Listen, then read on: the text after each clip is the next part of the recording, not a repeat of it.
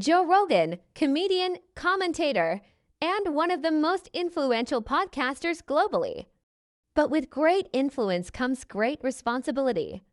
Today, we're exploring 5 instances where Joe Rogan got it wrong missteps that sparked controversy and debate. Moon landing hoax. And the moon landing, you're not a...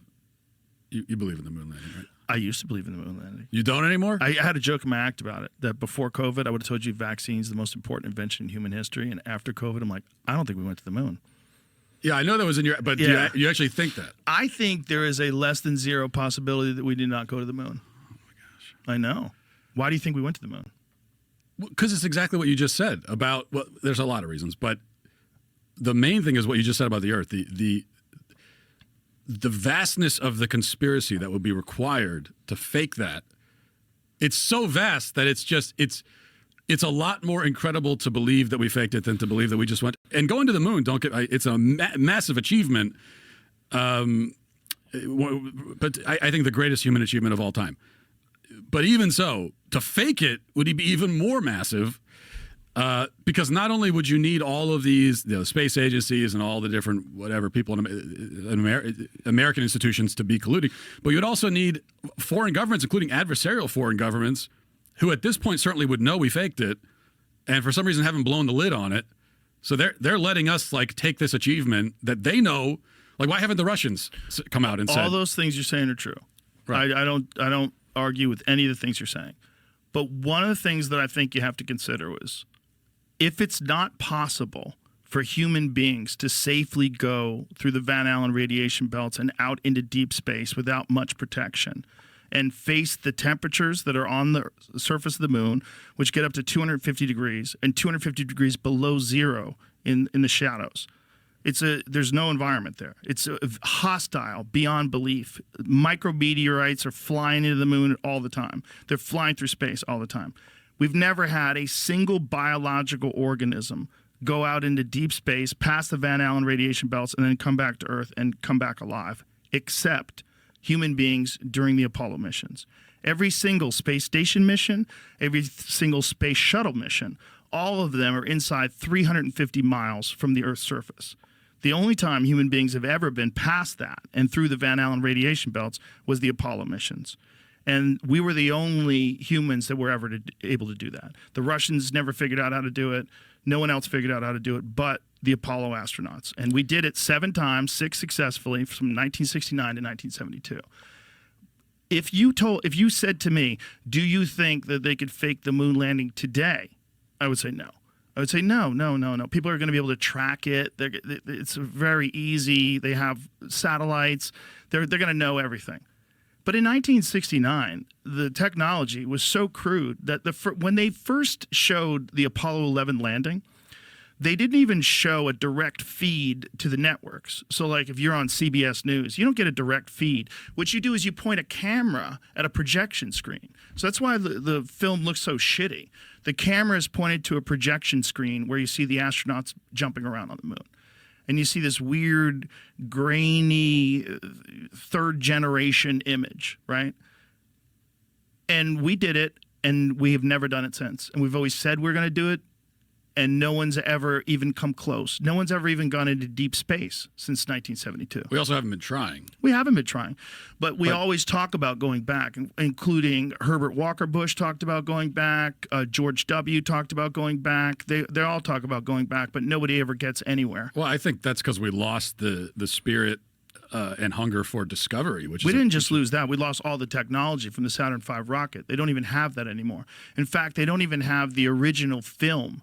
They erased all the original footage of the Apollo missions. So you just have copies of everything. You could develop the technology again. You can do all that. Sure you could. If you can get through the Van Allen radiation belts into deep space with human beings and have them safely come back. But I think what you're describing to me, all that does is highlight how incredible the achievement was. If they did it. Rogan entertained the idea that the moon landing was faked, a theory long debunked by experts. And evidence. NASA's extensive documentation and third-party validations confirm the authenticity. of the moon landings, making such conspiracy theories unfounded. Entertaining flat Earth ideas.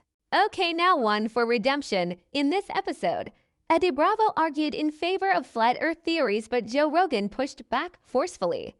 He cited personal experience, physics, and satellite imagery, calling the theory absurd. This moment highlights Rogan's willingness to challenge his guests directly when claims are clearly unfounded. If you like videos like this, please think for yourself and also subscribe. Climate change denial. Joe and Jordan questioned the validity of climate models, but the scientific consensus affirms that models are critical tools validated by decades of observed data. And so, and we're trying to do this with ARC, and it's going real well, you know. And you were very helpful there, too. You know, that podcast that we did, there were lots of reasons that the climate apocalypse narrative has been falling radically apart. But that podcast that you and I did was definitely one of them. You know, and I've interviewed a lot of good scientists who, they're not climate skeptics. You know, that's a stupid term. And Lomberg's a good example of that. It it's is. like Climate denier is right up there with vaccine. God, that's such a manipulative denier. phrase. Yeah. It's like, oh, you're like the Nazis who object to Jews being baked. That's your argument, is it? Really? That's your argument, you scum rat. You're going to use that as a moral lever. That's your level of ethos. That's your argumentation. You're going to take the worst slur you can possibly imagine, and you're going to use it to devastate someone's reputation publicly because you don't have a leg to stand on, because you're the kind of tyrant who uses fear to monger power. That's you. There's a psychological interpretation of the climate apocalypse scandal, and it's killing. It's destroying Germany. It's destroying the UK. Oh, didn't Germany didn't they shut down a bunch of their nuclear plants? Yeah. Yeah, and they replaced them with lignite coal. Right, the dirtiest burning coal. So they're in a situation where they pollute more for more unstable energy that's delivered by tyrants. Well, outsourcing their industry to China, it's a very bad idea, right? Who's building coal plants at a rate that is so fast that everything the West does to ameliorate carbon is utterly irrelevant. Utterly irrelevant. Yeah, and that's an uncomfortable truth that these climate cultists just don't address. They won't even entertain any information contrary to the narrative. They won't even let it in. Of course not, because it upsets the game. Not only that, most of the people that are involved in the game don't even understand the game. They don't even understand what's really not just at stake, but the actual facts that they're arguing for. Well, Carney's a good example of this in Canada, to return to that. Yeah. You know, is he going to win? Ivermectin for COVID. Rogan mentioned taking ivermectin to treat COVID-19, but the FDA has not approved ivermectin for this purpose due to lack of conclusive evidence. My man. Hey, What's man. Up? What's up, brother? Well. If it isn't old horseworm Rogan. I'm glad you're well, man. Bro, do I have to sue CNN?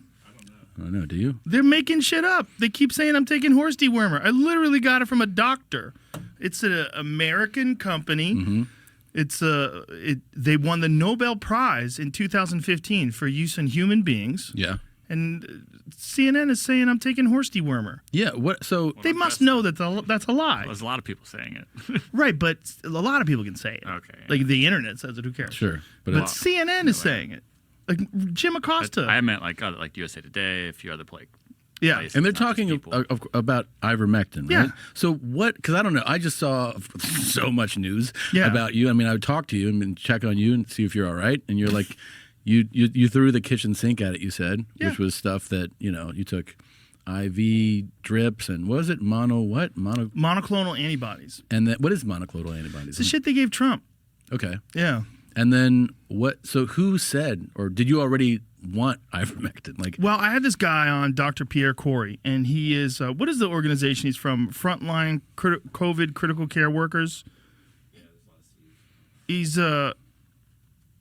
well-established doctors, treated thousands of people with COVID, and they've early on in the pandemic they found some good efficacy with ivermectin. Frontline 19 Critical Care Alliance. Okay. Yeah. So I had him on, and he had talked to me about it. He's not the only doctor that told me to take it. Multiple doctors told me to take it. Mm-hmm. It's supposed to have what is the exact thing it's supposed to do? There's something that I highlighted. And this is obviously, I'm not a doctor. It says ivermectin was found to be a blocker of viral replicase, REPLICASE protease, and I don't know what this word is. Human TMPRSS2. I don't know. But what they didn't highlight is that I got better. Yeah, you got better quickly. They try to make it seem as if like I'm doing some wacky shit that's completely ineffective. And right. CNN was saying that I'm a distributor of misinformation. Also, that was the other thing that happened.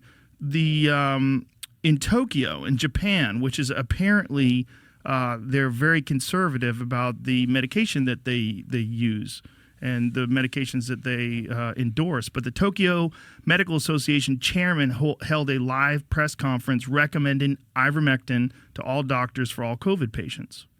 So what's going on with it's kind of hard to figure out what's the truth in a lot of things. But with regard to this, people go, it's insane to take ivermectin. Like you see it everywhere. Everyone's like, this is wild. Don't take this shit. And then you have the head of the fucking Tokyo whatever medical commission saying, take ivermectin. Yeah, I don't know what's going on, man. There's a lot of speculation. One of the speculations involves the COVID vaccine deaths.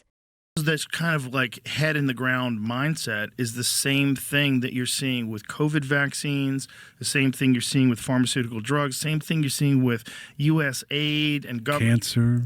People just don't want to know. And also they feel helpless, right? So they want to be like reinforced and feel better. Most people that are listening to us right now are living paycheck to paycheck.